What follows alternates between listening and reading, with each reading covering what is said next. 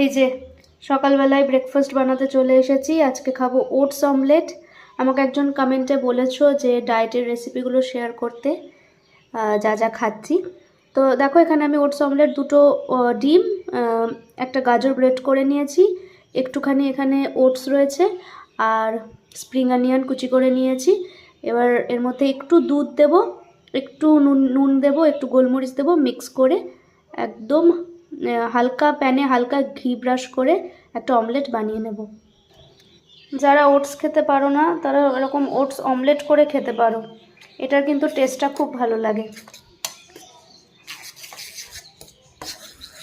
Diet করতে গিয়ে ঘি দেখে কিন্তু ভয় পাবে না, ঘিকে একদম বন্ধু করে নেবে।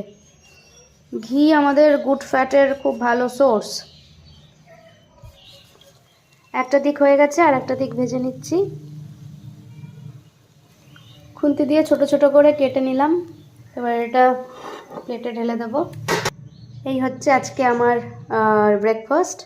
এটা কিন্তু পোড়েনি, এটা জাস্ট ছবিতে একটু বেশি দিয়ে লাগছে, কিন্তু এটা একদমই পোড়েনি।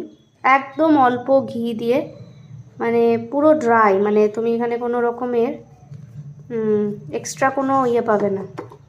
আর আমার শুধু শুধু খাওয়ারই অভ্যাস আছে, আমি সস টস কিছুই নেব না। যদি একদম স্ট্রিক্টলি ডায়েট করতে চাও তাহলে বলবো সস টস এগুলো অ্যাভয়েডই করো। আর যদি না খেতে পারো বা অভ্যেস না থাকে তাহলে সাইডে নিতে পারো, তবে একদম অল্প নিও। আর এমনিও খাওয়া যায়, এমনি খেতেও ভালো লাগে, কোনো অসুবিধা হয় না।